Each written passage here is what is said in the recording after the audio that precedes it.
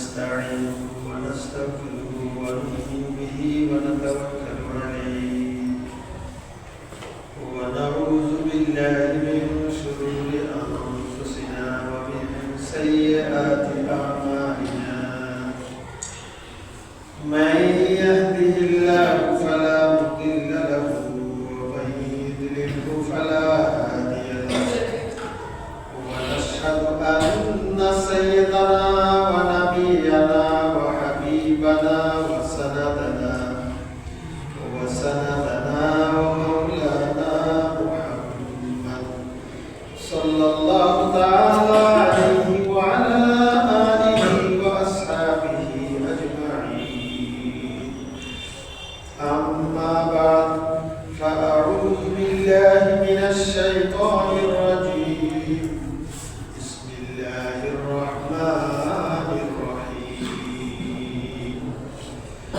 يا أيها الذين آمنوا إذا نودي للصلاة من يوم الجمعة فاسعوا إلى ذكر الله وذروا البيع ذلكم خير لكم إن كنتم تعلمون. وقال عليه الصلاة والسلام: خير يوم طلعت عليه الشمس يوم الجمعة فيه خلق آدم وفيه أدخل الجنة وفيه أخرج منها وفيه تقوم الساعة أو كما قال عليه الصلاة والسلام. সম্মানিত মুসলিম کرام, আমি আপনাদের সম্মুখে কোরআনে কারীমের সূরা জুমার একটি আয়াত তেলাওয়াত করেছি এবং জুমার দিনের ফজিলত সংক্রান্ত একটি হাদিস পেশ করেছি। আল্লাহ পাক তৌফিক দিলে এই প্রসঙ্গে সংক্ষিপ্ত কিছু আলোচনা করার ইচ্ছা রেখেছি। ওমা তৌফিকি ইল্লা বিল্লাহ। সম্মানিত হাজিরিন,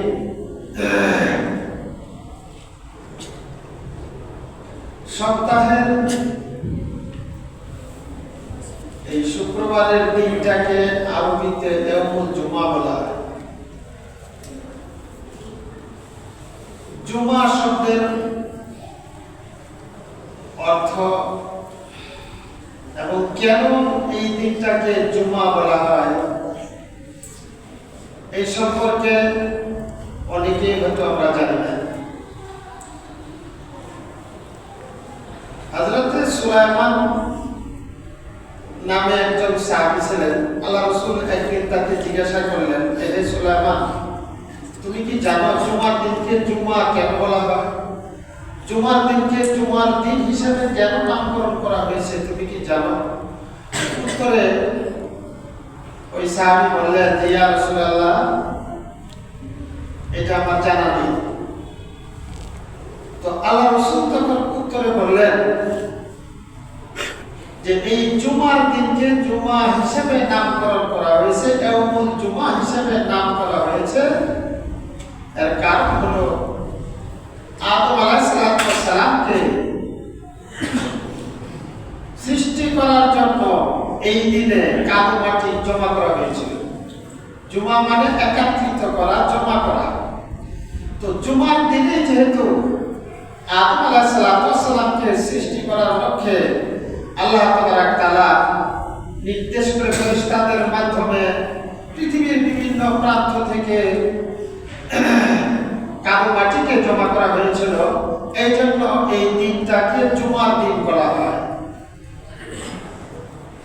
কিতাবে লেখে যে পৃথিবীর ৬০ জায়গা থেকে মাটি একত্রিত করে সেই কাদো মাটির দ্বারাতে আদম আলাইহিস সালামের পুতলাকে তৈরি করা হয়েছিল।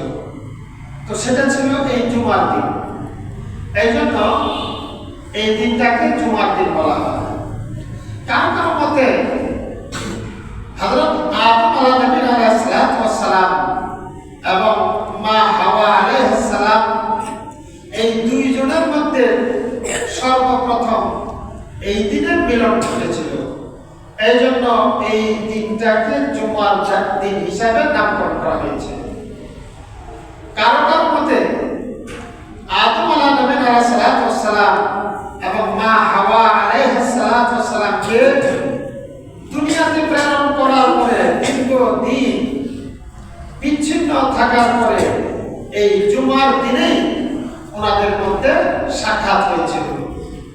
দুইজন একত্রিত হয়েছিলেন এই জুমার দিনে। এই জন্য এই দিনটাকে ইয়াউমুল জুমা বলা হয়। আবার কারো কারো মতে হাসরের ময়দানে পৃথিবীর সমস্ত মানুষকে যেদিন একত্রিত করা হবে, জমা করা হবে, সেটাও হবে এই জুমার দিন। এই জন্য এই দিনটাকে ইয়াউমুল জুমা বলে আখ্যায়িত করা হয়েছে, নামকরণ করা হয়েছে। হাসরের ময়দানে সমস্ত মানুষকে এই জুমার দিনে একত্রিত করা হবে। এই জন্য এই দিনকে ইয়াউমুল জুমা বলা হয়। তো যাই হোক, যে কারণেই নামকরণ করা হোক না কেন, সপ্তাহের এই দিনটা অত্যন্ত ফজিলতপূর্ণ দিন এবং উত্তম দিন। এবং বলা হয় যে এই 7 দিনের এক সপ্তাহের মধ্যে যে কটা দিন আছে তার মধ্যে সবচাইতে উত্তম দিন, সপ্তাহ দিনের সপ্তাহ হলো ইয়াউমুল জুমা। একটা হাদিসের মধ্যে আছে, আল্লাহ রাসূল বলেন, ইন্না ইয়াউমাল জুমআতি সাইয়্যিদুল আইয়াম ওয়া আযামুহা ইনদাল্লাহ ওয়া হুয়া আযামু মিন ইয়াউমিল আযহা ওয়া ইয়াউমিল ফিতর। নিশ্চয়ই জুমার দিন সপ্তাহের সমস্ত দিনের মধ্যে সর্দার, সমস্ত দিনের সর্দার, সবচেয়ে উত্তম দিন এবং সবচেয়ে গুরুত্বপূর্ণ এবং ফজিলতপূর্ণ দিন। এমনকি বলা হয় যে ঈদুল আজহা এবং ঈদুল ফিতরের চেয়েও উত্তম দিন হলো জুমার দিন। ঈদুল আজহা এবং ঈদুল ফিতরের চেয়েও উত্তম দিন হলো জুমার দিন। এখন একটা প্রশ্ন থেকে যায় যে ইয়াউমুল আরাফা সে উত্তম কিনা? কারণ বহু বুজুর্গানের দিনের ওনাদের মন্তব্য যে দিন সমূহের মধ্যে সবচেয়ে উত্তম দিন হলো ইয়াউমে আরাফা এবং রাত সমূহের মধ্যে সবচেয়ে উত্তম রাত হলো লাইলাতুল কদর। তাহলে জুমার দিনটা আরাফার দিনের চেয়ে উত্তম না সমান? তো অনেক বুজুর্গানের দিন বলছেন যে আরাফার দিনের সমতুল্য, অথবা আরাফার দিন সাইয়্যিদুল আইয়াম, সারা বছরের দিন হিসাবে আরাফার দিন হলো উত্তম দিন। তবে সপ্তাহের দিনের মধ্যে সবচেয়ে উত্তম দিন, গুরুত্বপূর্ণ দিন হলো জুমার দিন। এই জুমার দিনে আদম আলাইহিস সালামকে সৃষ্টি করা হয়েছে। জুমার দিনে আদম আলাইহিস সালামকে জান্নাতে প্রবেশ করানো হয়েছে। এই জুমার দিনে আদম আলাইহিস সালামকে জান্নাত থেকে দুনিয়াতে প্রেরণ করা হয়েছে এবং এই জুমার দিনে কিয়ামত কায়েম হবে। একটা হাদিসের মধ্যে আছে, ফিহি খামসু খিসাল, এই জুমার দিনের 5টা বৈশিষ্ট্য আছে। খালাকাল্লাহু ফিহি আদামা ওয়া আহবাতাল্লাহু ফিহি আদামা ইলাল আরদ ওয়া তাওয়াফফাল্লাহু ফিহি আদামা ওয়া ফিহি সাআতুন লা ইয়াসআলু আল-'abdu ফিহা শাইআন ইল্লা আ'তাহু মা লাম ইয়াসআল হারামা ওয়া ফিহি তাকুমুস সাআহ।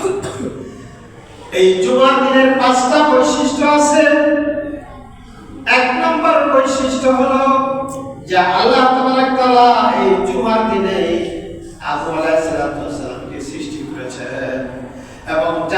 থেকে দুনিয়াতে এই জুমার দিনে আল্লাহ তাবারক তাআলা আদম আলাইহিস সালামকে প্রেরণ করেছেন। দুনিয়াতে আদম আলাইহিস সালাম আসছেন এই জুমার দিনে, এবং জুমার দিনে আদম আলাইহিস সালামের মৃত্যু হয়েছিল। এটা হলো তিনটা। জুমার দিনে সৃষ্টি, জুমার দিনে জান্নাতে প্রবেশ, এবং জুমার দিনে জান্নাত থেকে দুনিয়াতে প্রেরণ করা হয়েছে। এবং এই জুমার দিনে আদম আলাইহিস সালামের মৃত্যু হয়েছে। আর আরেকটা বৈশিষ্ট্য হলো জুমার দিনে এমন একটা সময় আছে যে সময়ের মধ্যে বান্দা আল্লাহর কাছে কিছু দরখাস্ত করলে সেটার সাথে সাথে মঞ্জুর হয়ে যায়। ওই সময় বান্দা যদি আল্লাহর কাছে কিছু চায় সাথে সাথে মঞ্জুর হয়ে যায়। ফিহি সাআত লা ইয়াসআলু আল-আবদু ফিহা শাইআন ইল্লা আতাহু।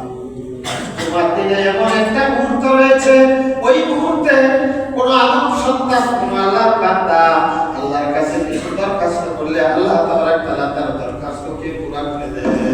মা লাম ইয়াসআল হারামা, যতক্ষণ সে কোন হারাম বিষয়ে আল্লাহর কাছে দরখাস্ত না করে, প্রার্থনা না করে, কোন হারাম বিষয়ে প্রার্থনা করলে সেটা আল্লাহ মঞ্জুর করেন না। ওয়াফিহি তাকুমুস সাআ ওয়ালা তাকুমুস সাআতু ইল্লা ফি। এই জুমার দিনে কিয়ামত কায়েম হবে। পৃথিবীকে আল্লাহ তাবারক তাআলা এই জুমার দিনে ধ্বংস করে দেবে। তো এই জুমার দিন আমাদের সম্মুখে আসে যায়, আমরা কোনো গুরুত্বই দিই না। হ্যাঁ, অথচ আল্লাহ রাসূল ارشاد ফরমান, মা মিন মালাকিন মুকাররাবিন ওয়ালা সামাইন ওয়ালা আবদিন ওয়ালা রিয়াহিন ওয়ালা জিবালিন ওয়ালা বাহরিন ইল্লা হুয়া মুশফিকুন মিন ইয়াউমিল জুমআহ। আল্লাহর নৈকট্যপ্রাপ্ত ফেরেশতাগণ এবং আসমান এবং জমিন এবং বাতাস, হাওয়া বাতাস এবং পাহাড় সমূহ এবং নদী নালা খাল-বিল সমুদ্র, সমস্ত সৃষ্টি এই জুমার দিনকে ভয় করে। জুমার দিন আসলেই তারা ভীত সন্ত্রস্ত হয়ে যায় যে না জানি আজকে কিয়ামত হয়ে যায়, আজকের এই দিনে কিয়ামত সংঘটিত হয়ে যায় কিনা এই ভয়ে সকলেই এই জুমার দিন আসলে তারা ভীত সন্ত্রস্ত হয়ে যায়। আল্লাহ পাকের নৈকট্যপ্রাপ্ত ফেরেশতাগণ আসমান, জমিন, হাওয়া বাতাস, পাহাড়, সমুদ্র সব কিছুই এই জুমার দিনকে ভয় করে। জুমার দিনে ভীত সন্ত্রস্ত থাকে যে না জানি এই জুমার দিনে কি ঘটে যায়। ও তারা বুঝুর্গ, তো এই জুমার দিনটা অত্যন্ত একটা গুরুত্বপূর্ণ দিন। এই দিনে মুসলমান জাতির জন্য সাপ্তাহিক ঈদের দিন। এই ঈদের দিন সকাল থেকে জুমার জন্য প্রস্তুতি নেওয়া, এটা একজন কামেল মুমিনের লক্ষণ। মুমিন যারা, পরিপূর্ণ মুমিন যারা, যাদের ঈমান মজবুত, আমল মজবুত, তাকওয়া তাহারতের দিকে যারা এগিয়ে আছে, তারা এই জুমার দিন আসলে সকাল থেকে জুমার নামাজের জন্য প্রস্তুতি নেয়। কোনো রকমের গুনাহ, কোনো রকমের ফাহিশা, কোনো রকমের ফাহিশা কথাবার্তা লিপ্ত যেন না হয়, এদিকে লক্ষ্য রাখে। সর্বপ্রকার গুনাহ থেকে বেঁচে থাকার জন্য চেষ্টা করে। হাদিসের মধ্যে আছে, মান গাসসালা ইয়াউমাল জুমাতি ওয়াগতাসালা ওয়া বাক্কারা ওয়াবতাকারা সুম্মা মাশা ওয়া লাম ইয়ারকাব ওয়া দানা মিনাল ইমাম ওয়াস্তামা ওয়া লাম ইয়ারকু কানা লাহু বিকুল্লি খুতওয়াতিন আমালু সালাতিন আজরু সিয়ামিহা ওয়া কিয়ামিহা। যে ব্যক্তি জুমার দিনে সুন্দর রূপে গোসল করে, উত্তম রূপে গোসল করে এবং সকাল সকাল মসজিদের দিকে যায় এবং পায়ে হেঁটে যায়, পদযুগে যায়, কোনো বাহনে আরোহণ করে না এবং ইমামের নিকটবর্তী বসার জন্য চেষ্টা করে এবং ইমামের খুতবা একাগ্রতার সাথে শ্রবণ করে, কোনো বেহুদা কাজ ফাহিশা কাজের মধ্যে লিপ্ত হয় না। আল্লাহ তাআলা তার প্রতি কদমে কদমে 1 বছরের নফল সওয়াব লিখে দেন।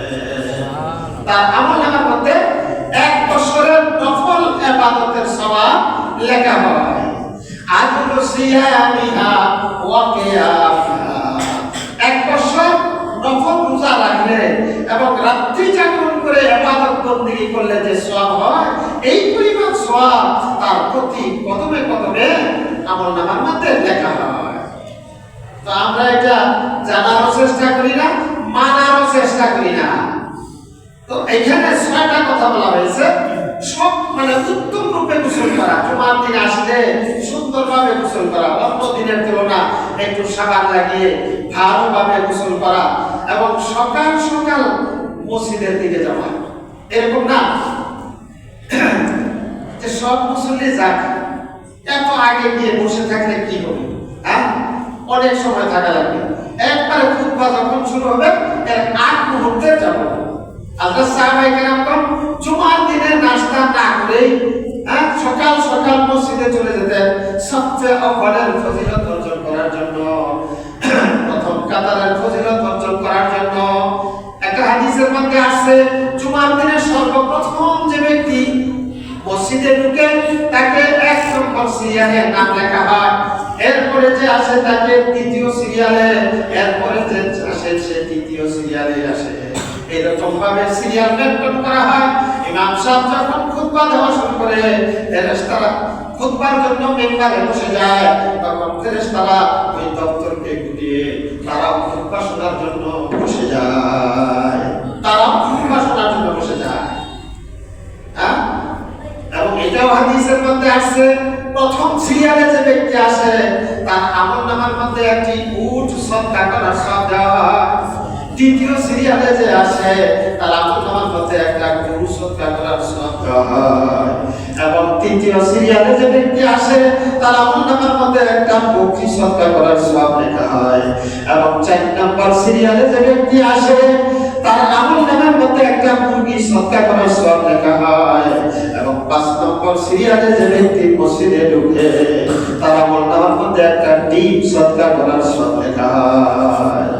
আর আমরা মাশাআল্লাহ আমরা কিভাবে সবার পরে যাওয়া যায় এবং সবার আগে বের হওয়া যায়, এই হলো আমাদের চিন্তা ভাবনা। বেশিক্ষণ থাকতে রাজি না, মসজিদের মধ্যে বেশিক্ষণ থাকতে আমরা রাজি না। এরপরও যে টাইমটুকু থাকি সেইটাও আবার ইবাদত বন্দেগীর মধ্যে না, জিকির আজকারের মধ্যে না, বিভিন্ন গল্প গুজব কথাবার্তা বিপদ শেখায় এইগুলির মধ্যে লিপ্ত থাকি। তো এই লম্বা হাদিসের মধ্যে আসছে 6টা কাজের কথা বলা হয়েছে। 1 নম্বর হলো উত্তম রূপে গোসল করে আসা, সুন্দরভাবে সাবান লাগিয়ে গোসল করে আসা। 2 নম্বর হলো সকাল সকাল মসজিদে আসা, সকাল সকাল। অনেক মানুষ আযানের অপেক্ষা বসে থাকে, আরে ভাই আযানের সাথে সাথী, হ্যাঁ আমি মসজিদে গিয়ে সালাতুত তাসবিহ করব, কোরআন তেলাওয়াত করব, একটু সময় জিকির আজকার করব, জুমার দিন ফজিলতের দিন একটু আগে আগে যাব। তা না করে সবার শেষে কিভাবে যাওয়া যায়, বেশিক্ষণ যেন মসজিদে বসে থাকা না লাগে, এই হলো চিন্তা ভাবনা। 3 নম্বরে বলা হয়েছে আশা ওয়ালাম ইয়ারকা, পায়ে হেঁটে মসজিদে যায় এবং কোনো বাহনে আরোহণ করে না। পায়ে হেঁটে গেলে প্রতি কদমে কদমে সওয়াব। এজন্য সাহাবায়ে কেরাম কি করতেন, ওই ছোট ছোট কদম দিতেন, ছোট ছোট কদম দিতেন যাতে করে কদম বেশি হয়, আমার মধ্যে সওয়াব বেশি লেখা হয়। লম্বা লম্বা কদম দিলে কাইট দিলে তো কদম কম হবে, সওয়াব কম হবে। এই জন্য ছোট ছোট কদম দিতে। তো পায়ে হেঁটে আসা মসজিদে এই জন্য সুন্নাত বদারা দোস্ত বুজুর্গ। এরপর বলা হয়েছে ওয়াদানা মিনাল ইমাম, এবং ইমামের নিকটবর্তী বসার জন্য চেষ্টা করে। এখানে এই কথা লেখা নাই ইমাম থেকে যত দূরে থাকা যায় তাহলে ফুসফাস করা যাবে। ইমামের কাছে বসলে তো ফুসফাস করা যাবে না, কথাবার্তা বলা যাবে না। গুজব করা যাবে না, হ্যাঁ সবাই দেখবে, বাধা দিবে। এই জন্য দূরে বসে থাকে, একবারে মসজিদের পিছনে, সব কাতারের পিছনে অথবা বারান্দায় বসে থাকে, যাতে করে ফুসফুস করে বিপদ শেখায়ত করা যায়, গল্প গুজব করা যায়, হ্যাঁ কথাবার্তা বলা যায়, এই সমস্ত উদ্দেশ্য নিয়ে পিছনে বসে। অথচ হাদিসের মধ্যে আছে আল্লাহ রাসূল কি বলছেন, সুম্মা দানা মিনাল ইমামি ওয়াসতামা, অতঃপর ইমামের নিকটবর্তী বসে এবং ইমামের কথাগুলি কান লাগিয়ে শুনে। অন্য একটা হাদিসের মধ্যে আছে, লাউ ইয়ালামুন নাস মা ফিন নিদায়ে মা ফিন নিদায়ে ওয়াসফিল আউয়ালি সুম্মা লাম ইয়াজিদু ইল্লা ইয়াস্তাহিমু আল্লাস্তাহিমু। যদি মানুষ আযান দেওয়ার ফজিলত জানতো এবং প্রথম কাতারে নামাজ পড়লে কি সওয়াব এটার ফজিলত যদি জানতো, আর এই ফজিলত অর্জন করতে গিয়ে যদি লটারির প্রয়োজন হইতো, যে লটারি ছাড়া সকলেই ফজিলত অর্জন করতে চায়, প্রথম কাতারে বসতে চায়, সবাই প্রথম কাতারে বসতে চায়, এখন প্রথম কাতারে তার জায়গা হচ্ছে না, এই জন্য একেবারে বিরতি লেগে গেছে প্রথম কাতারে জায়গা নেওয়ার জন্য, চান্স নেওয়ার জন্য। তো এখন সবাই প্রথম কাতারে বসতে চায়, এই জন্য কি করা যায়, লটারি করতে হবে। তার লটারি করা হোক, লটারি করেও যদি সিরিয়াল মেনটেন করার প্রয়োজন হয়, তাহলে মানুষ কি করতো, লটারি করে সিরিয়াল মেনটেন করতো প্রথম কাতারে বসার জন্য। তাহলে কি পরিমাণ ফজিলতের মধ্যে আছে। আজকে যদি সরকারের পক্ষ থেকে ঘোষণা করা হয় যে প্রথম কাতারে যে বসবে তাকে 1000 করে টাকা দেওয়া হবে, বেশি না, 1 লক্ষের কথা বললাম না, 1000-এর কথাই বললাম, তাহলে এই এলাকার মানুষ পাগল ছাগল যাই হোক একটু বুদ্ধি শুদ্ধি যদি থাকে, তাহলে বাকি থাকবে সবাই একদম ফজরের পরে প্রথম কাতার কেমনে দখল করা যায় এই চেষ্টা করবে। সকলে প্রথম কাতার দখল করার জন্য চেষ্টা করবে, যে দেখি 1000 টাকা দিতে হবে, এই সিরিয়ালের মধ্যে নাম লেখাইতে হবে। এখন বাজেট যদি ফেল হয়ে যায়, তাহলে লটারি করা হোক, তাও সামনে বোঝা আছে। কিন্তু এই প্রথম কাতারের ফজিলত যদি মানুষ দুই চোখে দেখতো, এই ফজিলত যদি মানুষ জানতো, তাহলে লটারি করে হলেও এই ফজিলত নেওয়ার জন্য চেষ্টা করতো। মানুষ এই প্রথম কাতারের ফজিলত জানে না, কিনা একদম মসজিদের পিছনে বসে থাকে, সব মানুষের পিছনে বারান্দার মধ্যে বসে থাকে, তারা মানে বেশি সওয়াব দিবে না, বেশি সওয়াবের দরকার নাই, একটু হালকা পাতলা বলি, হ্যাঁ বুঝছেন। আরে মানুষের দুনিয়াদারির ক্ষেত্রে কিভাবে বেশি টাকা নেওয়া যায় এইটা আমরা বুঝি, সওয়াবের ক্ষেত্রে আমরা মুমিন মুসলমান মুসল্লি মসজিদে আসি, সওয়াবের আশায় তো আসি না ভাই, অন্য কোনো আশায় আসি যেখানে আসলে টাকা পাবো, দুনিয়াতে কোনো কিছু পাবো, জমি লিখে দেওয়া হবে, আমাদেরকে দোকান একটা বরাদ্দ দেওয়া হবে, হ্যাঁ এই ধরনের কোনো কিছু না, সওয়াবের আশায় আছে। আর সওয়াবের আশায় আসলে কম সওয়াব দিব কেন, বেশি সওয়াব দিব, আর বেশি সওয়াব প্রথম কাতারে, হ্যাঁ তো প্রথম কাতারের সওয়াব আমি কেন দিব না, আমি কেন পিছনে বসে থাকবো, এটা আমার মাথায় ঢোকে না। তাদের আকল বুদ্ধি কতটুকু কি পরিমাণ আল্লাহ ভালো জানে, আর তারাই জানে। তো যাই হোক, আল্লাহ রাসূল বলতেছেন, লাউ ইয়ালামুন নাসু মা ফিন নিদাই ওয়াসফিল আউয়ালি সুম্মা লাম ইয়াজিদু ইল্লা আইয়াস্তাহিমু লাস্তাহামু। যদি মানুষ জানতো আযান দেওয়ার কি ফজিলত এবং প্রথম কাতারের কি ফজিলত, এটা পাওয়ার জন্য যদি লটারি করার প্রয়োজন হতো, তাহলে লটারি করে হলেও তারা এই প্রথম কাতারের ফজিলত অর্জন করার চেষ্টা করত। কিন্তু জানে না, বুঝে না, এই জন্য তারা এই ব্যাপারে কোনো আগ্রহী না, তারা বিরস্ত হইল। তো আল্লাহ নবী বলেন, সুম্মা দানা মিনাল ইমামি ওয়াসতামা, অতঃপর ইমামের নিকটবর্তী হয়ে কান লাগিয়ে ইমামের খুতবা শুনে। যে ব্যক্তি ইমামের নিকটবর্তী বসার চেষ্টা করে এবং ইমামের কথাগুলি গুরুত্ব সহকারে শুনে, কাজ হলো কোন রকমের বেহুদা কথা এবং বেহুদা কাজ করে না, ইমামের কাছাকাছি বসে কোন অনর্থক কাজ করে না বা অনর্থক কোন কথা বলে না। এটা হলো 6 নম্বর সুন্নাহ। যদি এই কাজ করে, এই 6টা কাজ করতে পারে কোন ব্যক্তি, তাহলে তার আমলনামার মধ্যে প্রতি কদমের বিনিময়ে 1 বছর বছরের নফল ইবাদতের সওয়াব লেখা হবে। 1 বছর রোজা রাখলে এবং রাত্রি জাগরণ করে ইবাদত করলে যে সওয়াব হয়, প্রতি কদমে এই পরিমাণ সওয়াব তার আমলনামার মধ্যে লেখা হবে। মহতারাম দোস্ত, তবে কোন রকমের কথা বলা যাবে না, সাউন্ড করা চলবে না। হাদিসের মধ্যে সালাম সুল বলেন, আল্লাহ নবী সাল্লাল্লাহু আলাইহি ওয়াসাল্লাম, ইজা কুলতা লিসাহিবিকা আমসিক, ইজা কুলতা লিসাহিবিকা ইয়াউমাল জুমআতি আমসিক ওয়াল ইমামু ইয়াকতুবু ফাকাদ লাগাউতা।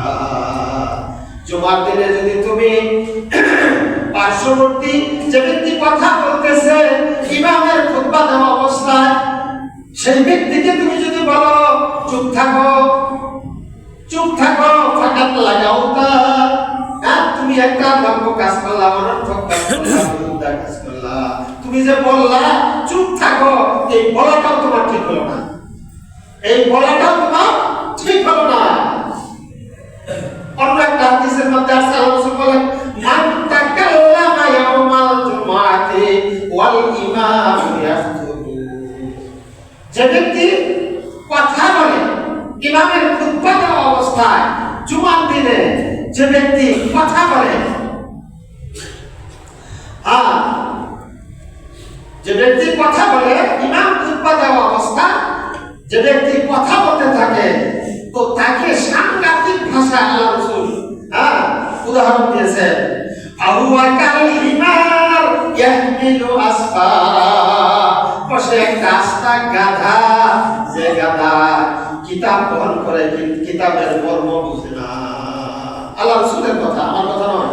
আল্লাহ রাসূল বলেন, মান তাকাল্লামা ইয়াউমাল জুমআতি ওয়াল ইমামু ইয়াকতুবু ফাহুয়া কাল হিমার ইয়াহমিলু আসফারা ওয়াল্লাযী ইয়াকুলু লাহু আমসিত ফালাইসা লাহু জুমআতুন।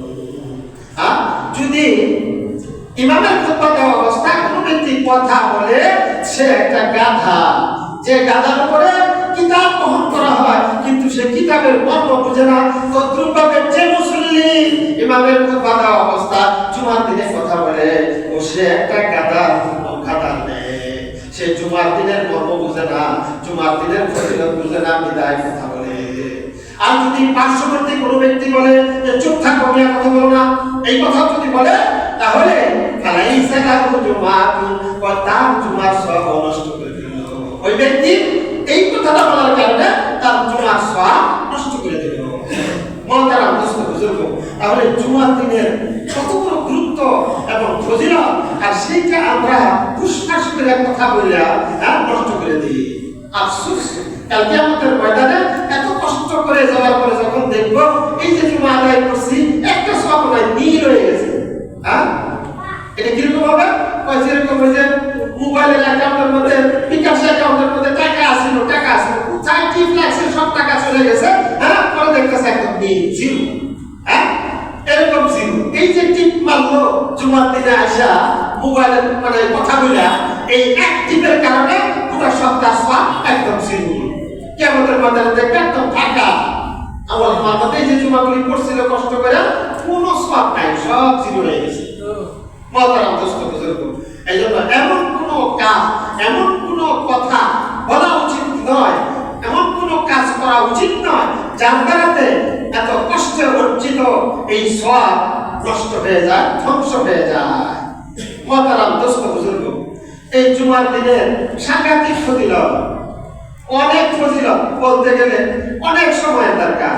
এই জুমার দিনে যদি কোনো ব্যক্তি মারা যায় বা জুমার রাত্রে যদি মারা যায়, আল্লাহ পাক তাকে কবরের আযাব থেকে হেফাজত করে। মা মিন মুসলিমিন ইয়ামুতু ইয়াওমাল জুমআতি আও লাইলাতাল জুমআতি ইল্লা ওয়াকাহু লাহু ফিতনাতাল কবরি। এই জুমার দিনে যদি কোনো ব্যক্তি মারা যায় এবং জুমার দিনে, জুমার রাত্রে যদি কোনো ব্যক্তি মারা যায়, আল্লাহ তাআলা কবরের সওয়াব থেকে হেফাজত করেন। এবং অন্য রওয়ায়াতে আসছে কবরের আযাব থেকে হেফাজত করেন। এক রওয়ায়াতের মধ্যে আসছে যে তার গায়ে এমন একটা মোহর লাগিয়ে দেওয়া হয়, যে মোহরটা প্রমাণ করবে যে এই শহীদ, তার কোনো হিসাব নিকাশ নাই। অন্য এক রওয়ায়াতে আসছে বিনা হিসাবে সে জান্নাতে চলে যাবে। তবে একটা শর্ত আছে, সেটা হলো যে ঈমান থাকতে হবে, ফরজ ওয়াজিবগুলি আদায় করতে হবে। ঈমান থাকতে হবে, ফরজ মানে কামেল মুমিন হতে হবে, পরিপূর্ণ মুমিন হতে হবে। পরিপূর্ণ মুমিন হয়ে যদি ঈমান পরিপূর্ণ থাকে আর ওই অবস্থা জুমার দিনে মৃত্যু হয়, তাহলে তার এই ফজিলত অর্জন হবে। আর এমন মুসলমান হঠাৎ অ্যাক্সিডেন্ট হয়ে মারা গেল অথবা এমনিতে মারা গেল জুমার দিনে, কিন্তু নামাজই করে না, তো পরিপূর্ণ মুমিনের লক্ষণ এবং আলামত হলো, পরিচয় হলো 5 ওয়াক্ত নামাজ সে সময় মতো জামাতের সাথে আদায় করার চেষ্টা করে। এই নামাজ ঠিক মতো আদায় করে, এটা হলো পরিপূর্ণ মুমিনের আলামত। মাতারাম দোস্ত বুজুর্গ, তো এই জুমার দিনটা অত্যন্ত একটা গুরুত্বপূর্ণ দিন। তো এই দিনে আমরা আমাদের অনর্থক কাজের দ্বারাতে, অনর্থক কথার দ্বারাতে, অনর্থক কর্মকাণ্ডের দ্বারাতে ফজিলতটা নষ্ট না করি এবং সওয়াবগুলিকে নষ্ট না করি। মাতারাম দোস্ত বুজুর্গ, এই জুমার দিন সবচাইতে উত্তম দিন। আমি যে হাদিস খানা আগে বলেছিলাম, খাইরু ইয়াউমিন, আল্লাহ রাসূল বলেছেন খাইরু ইয়াউমিন তালাত আলাইহি শামসু ফীহি খুলিকা আদম ওয়া ফীহি উদখিলাল জান্নাহ ওয়া ফীহি উখরাজা মিনহা ওয়া ফীহি তাকুমু সাআহ।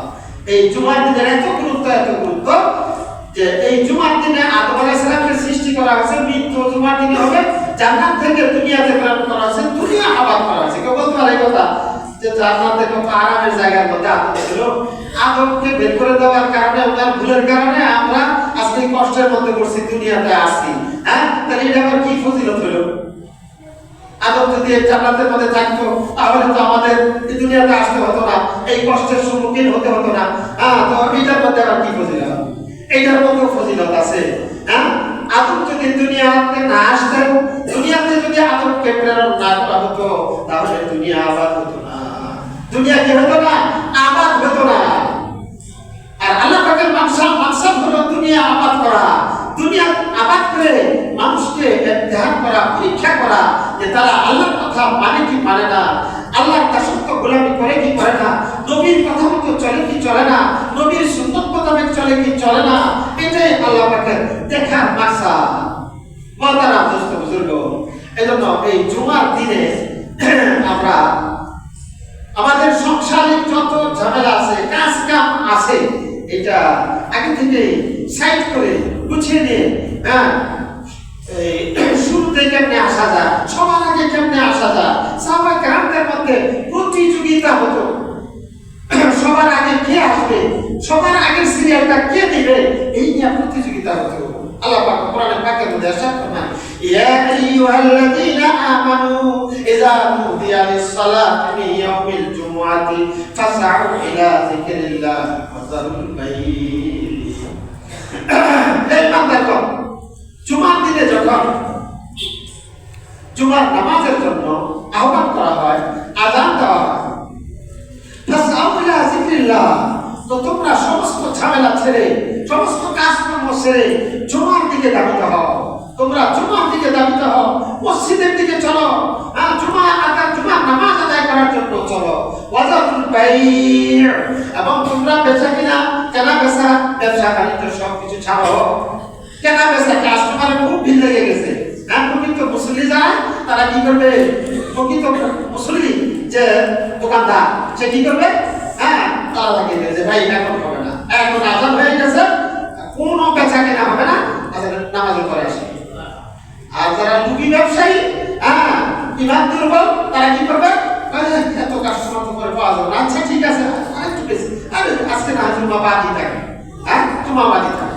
এরকম উজুর ছাড়া হাদিসের মধ্যে আছে, আল্লাহ রাসূলের সাথে উজুর ছাড়া যদি কোনো ব্যক্তি 3টা জুমা ছেড়ে দেয়, আল্লাহ তাআলা তার উপরে অসন্তুষ্ট হয়ে যান এবং তার দিলের মধ্যে সিলমোহর লাগিয়ে দেয়, সে আর কোনোদিন জুমার নামাজ বা ইবাদত বন্দেগীর দিকে আগ্রহ প্রকাশ করতে পারে না, তার আগ্রহ থাকে না, একদম সিলগালা করে দেয়।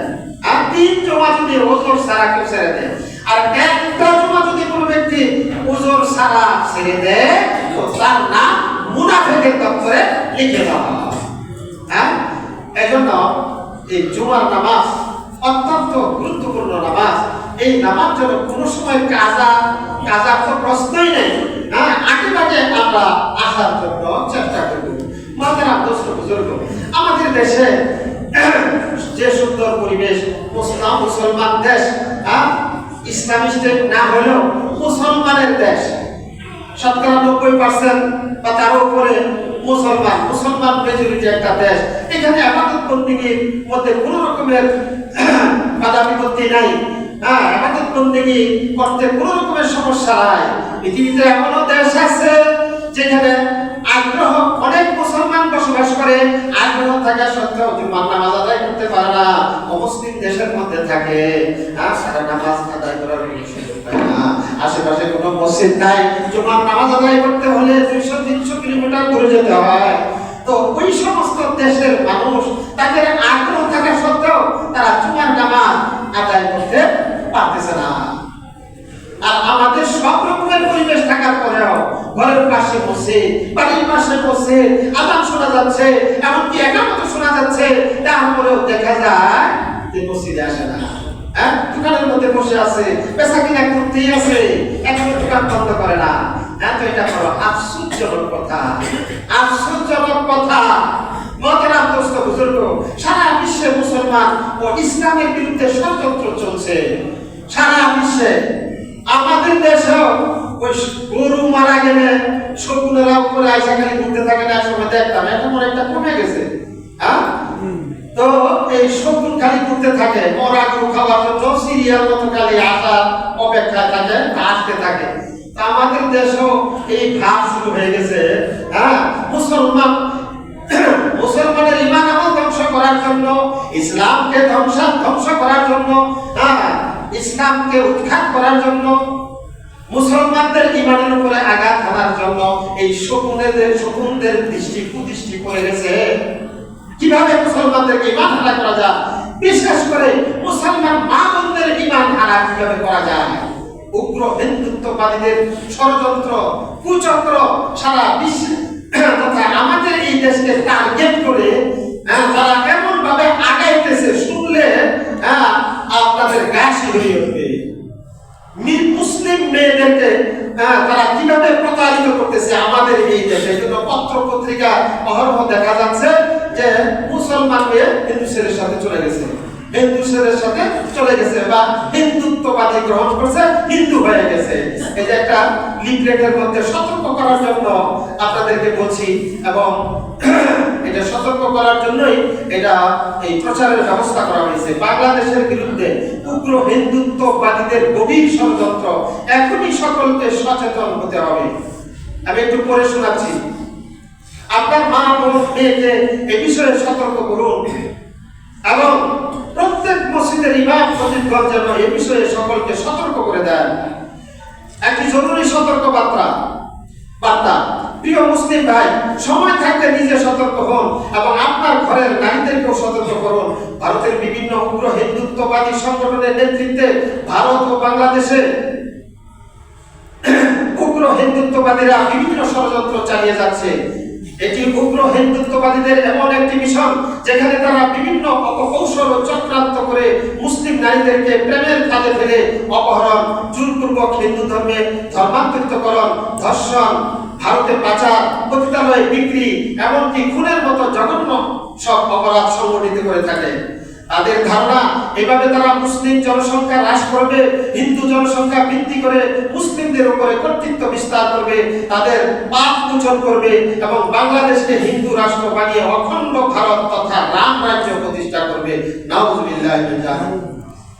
আচ্ছা, প্রেমের ফাঁদ। এই উগ্র হিন্দুত্ববাদীরা ভারতের উগ্র হিন্দুদের দ্বারা অনুপ্রাণিত হয়ে ভারতের বিভিন্ন হিন্দু সংগঠনের সাহায্য নিয়ে বাংলাদেশে বিভিন্ন সংগঠন তৈরি করছে এবং গেরুয়া প্রেমের ফাঁদ এর মতো ভয়াবহ মিশন পরিচালনা করে যাচ্ছে। তারা মূলত 5টি উপায়ে আমাদের দেশে তাদের এই মিশন পরিচালনা করছে। নিচে সেগুলো বিস্তারিত বর্ণনা দেওয়া হলো। Psychological war. আমি তোমার জন্য, এরা বলে, আমি তোমার জন্য মুসলিম হতে চাই, আমি তোমার জন্য মুসলিম হতে চাই। ঠিক এই কথাটি বলেই তারা বছরের পর বছর অসংখ্য মুসলিম মেয়েকে ফাঁদে ফেলে ক্ষতি করে আসছে। তারা কোনো মুসলিম ছেলে বন্ধুর কাছে ইসলাম শিখতে চায় না, কোনো আলেমের কাছ থেকেও ইসলাম শিখতে চায় না, শুধু মুসলিম মেয়েদের কাছ থেকে ইসলাম শিখতে চায়। মোল্লা মৌলবি আলেম ওলামা মুফতি হাফেজ কারি চোখে দেখে না, মেয়েদের কাছে ইসলাম শিখতে চায়। কত বড় দরদি ইসলামের, আর মুসলমান হবে মনে হয় যে মেয়েরা সব মুফতি আজম হয়ে বসে আছে।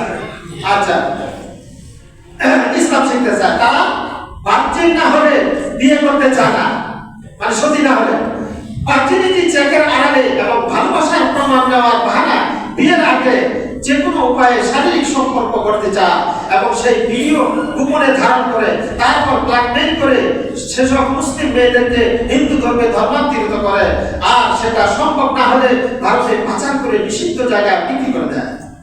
হিন্দুত্ববাদীদের স্লিপিং পিল ওয়ার, এটা আরেকটা তাদের চক্রান্ত ষড়যন্ত্র।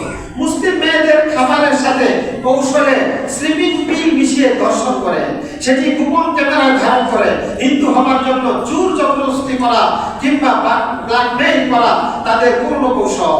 এক্ষেত্রে মুসলিম মেয়েটি হিন্দু না হলে ভিডিও অনলাইনে ছড়িয়ে দেওয়ার হুমকি দেওয়া হয়। এভাবে উগ্র হিন্দুত্ববাদীরা অনেক মুসলিম মেয়েকে হিন্দু বানিয়ে বিয়ে করেছে এবং অনেককে ভারতে পাচার করে নিষিদ্ধ জায়গায় বিক্রি করেছে। হিন্দুত্ববাদীদের আরেকটা কৌশল, হিন্দুত্ববাদীদের ব্ল্যাক ম্যাজিক ওয়ার। ভারত বাংলাদেশের অসংখ্য মুসলিম মেয়ে যে হিন্দু হচ্ছে তার অন্যতম কারণ এই ব্ল্যাক ম্যাজিক। অসংখ্য মুসলিম মেয়েকে ব্ল্যাক ম্যাজিকের শিকার হতে হয়েছে, তারা নিজেরাও জানতো না যে তারা এই ব্ল্যাক ম্যাজিকের শিকার। মুসলিম পরিচয়ের সম্পর্ক, অনেক হিন্দু ছেলে ওই মুসলমান মেয়েদের কাছে মুসলিম পরিচয় দেয় যে আমি মুসলমান, এই পরিচয় দিয়ে ধোঁকাবাজি করে। যখন উপরে উল্লেখিত কোনো উপায় কাজে লাগাতে পারে না তখন নিজেকে তারা মুসলিম হিসাবে পরিচয় দিয়ে মুসলিম মেয়েদের সাথে সম্পর্ক স্থাপন করে, বিয়ে করে, অথবা যে কোনো উপায়ে শারীরিক সম্পর্ক করে সেই ভিডিও তারা গোপন ক্যামেরায় ধারণ করে এবং ব্ল্যাকমেইল করে হিন্দু বানানোর চেষ্টা করে। তাতেও ব্যর্থ হলে মেয়েটিকে প্রেগনেন্ট করে পালিয়ে যায়। তাদের ধারণা পরবর্তীতে এই মেয়েকে আর কেউ বিয়ে করবে না এবং এভাবে একটি মুসলিম জনসংখ্যা হ্রাস পাবে, আর এভাবে তারা এই রাষ্ট্রকে হিন্দু রাষ্ট্র হিসেবে প্রতিষ্ঠা করতে পারবে। এ সকল উগ্র হিন্দুত্ববাদীদের ধারণা মুসলিম মেয়েদের সাথে শারীরিক সম্পর্ক করলে পাপ মোচন হবে, 7টি মন্দির বানানোর মতো পুণ্য হবে এবং বাবরি মসজিদ ভাঙার মতো পুণ্য হবে। তাদের টার্গেট মূলত বাংলাদেশের মুসলিম মেয়েরা, হোক সে স্কুল কলেজের ছাত্রী কিংবা মাদ্রাসার ছাত্রী, সে প্র্যাকটিসিং বা নন প্র্যাকটিসিং, টিনেজ বা অ্যালার্ট, মেরিট বা আনমেরিট, যাই হোক না কেন, বিবাহিত অবিবাহিত, 16-র নিচে বা 18-র উপরে হোক না কেন, যেই হোক না কেন, মুসলিম নারী মানে তাদের টার্গেট। এ ব্যাপারে জনসচেতনতা খুবই প্রয়োজন। নিজে সচেতন হন, অন্যকে সচেতন করুন। সন্দেহভাজন মুসলিমদেরকে এড়িয়ে রাখি, অমুসলিমদেরকে সন্দেহভাজন অমুসলিমদেরকে এড়িয়ে চলুন, তাদের সাথে বন্ধুত্ব করবেন না। কারণ আল্লাহ পাক বলেন মুমিনরা যেন মুমিনদের ছাড়া কাফিরদেরকে বন্ধু না করে, আর যে কেউ এরকম করবে আল্লাহ তার সাথে কোনো সম্পর্ক, আল্লাহ তার সাথে কোনো রকমের সম্পর্ক নাই। এবং এদের এই মানে কৌশলের ধাপগুলি, 1 নম্বর ধাপ হলো ইসলাম ধর্ম আমার খুব ভালো লাগে। ছেলেরা বলে মেয়েদের কাছে এসে ইসলাম ধর্ম আমার কাছে খুব ভালো লাগে। 2 নম্বর ইসলাম সম্পর্কে আমি জানতে চাই তোমার কাছে, এরকম প্রলোভন দেয়। 3 নম্বর আমি মুসলিম হতে চাই, মুসলিম হওয়ার জায়গা পেল না, ওই মেয়ের কাছে মুসলিম হতে চাই। 4 নম্বর আমি আপনার ফ্রেন্ড হতে চাই। 5 নম্বর তারপর রেস্টুরেন্টে মিট, তারপরে একাত্র হয় রেস্টুরেন্টে। 6 নম্বর তারপর দামি দামি গিফট, মেয়েকে দামি দামি গিফট প্রদান করে। 7 নম্বর প্রতিদিন নামাজের তালিম, তাকে নামাজের কথা বলে নিজে নামাজ শিখতে চান, তো এইরকম ধরনের কৌশল। 8 নম্বর বিয়ে করে মুসলিম হবে বলে রিলেশনে যাওয়া, বিয়ে করবে বলে তাকে প্রলোভন দেখিয়ে রিলেশনে যাওয়া। 9 নম্বর অথবা নিজের ধর্ম পরিচয় গোপন রেখে রিলেশন করা। মিট করার কথা, 10 নম্বর মিট করার কথা বলে বন্ধুরা মিলে বড় দর্শন করা। অনেক সময় বলে অমুক জায়গায় তোমার সাথে মিট হবো, বা একটা স্থান নির্ধারণ করে সেখানে বন্ধু বান্ধব নিয়ে পরিদর্শন করে। 11 নম্বর গোপন ক্যামেরায় রেকর্ড করা। 12 নম্বর ব্ল্যাকমেইল করে বারবার দর্শন করা। 13 নম্বর তারপর ব্ল্যাকমেইল করে ধর্মান্তরিত করা। 14 নম্বর ভারতে পাচার করে বিক্রি করা। বিস্তারিত জানতে চাইলে একটি বই সেভ আওয়ার সিস্টার্স নামে একটা বই বাহির হয়েছে, লেখক সাদ আমিন। তো এই বইটা দেখতে পারি, আমরা দেখতে পাবো। এই শিশু এবং নারী বলা হয় যে এই পর্যন্ত এই পরিসংখ্যান অনুযায়ী মানে তথ্য তালাফির মাধ্যমে জানা গেছে যে পর্যন্ত পাচারের সংখ্যা বাংলাদেশ থেকে শিশু এবং নারী যাদের বয়স 12 থেকে 30 3 লাখের অধিক। আর প্রতি মাসে তাদের টার্গেট হলো 400 মুসলিম নারীকে কিভাবে তাদেরকে নষ্ট করা যায় এই চেষ্টা। এটা প্রতি মাসে তাদের টার্গেট। এই পরিকল্পনা নিয়ে ষড়যন্ত্র নিয়ে তারা আগাইতেছে। এই জন্য আপনাদের ক্ষেত্রে বিশেষভাবে আবেদন, সকলেই সতর্ক হন। নিজেদের মা বোন, নিজেদের বেটি এবং মেয়েদেরকে আমরা সংরক্ষণ করার চেষ্টা করি, হেফাজত করার চেষ্টা করি, তাদের নিরাপত্তার ব্যবস্থা করি, তাদেরকে সতর্ক করে দেই। বিশেষ করে যারা স্কুল কলেজে ভার্সিটিতে পড়তেছে ওই ধরনের মেয়েদেরকে সতর্ক করা অতীব জরুরি হয়ে গেছে তাদের ঈমান আমলের হেফাজতের জন্য। আল্লাহ তাআলা এই কথাগুলির উপর আমাদের সকলকে আমল করার তৌফিক দান করুন এবং আল্লাহ তাআলা এই দেশ, এই জাতি, মুসলমান এবং ইসলামের নিরাপত্তা এবং হেফাজতের ব্যবস্থা করুন। আমাদেরকে নিরাপদ জীবন যাপন করার তৌফিক দান করুন এবং আমরা যেন নিরাপত্তার সাথে নিরাপদভাবে ইসলামী বিধিবিধান পরিপূর্ণভাবে মেনে চলার সুযোগ পাই, তৌফিক পাই। আল্লাহ পাকের কাছে সেই তৌফিক কামনা করি। ওয়া আখিরু দাওয়ানা আলহামদুলিল্লাহি রাব্বিল আলামিন। আমরা যারা সুন্নাত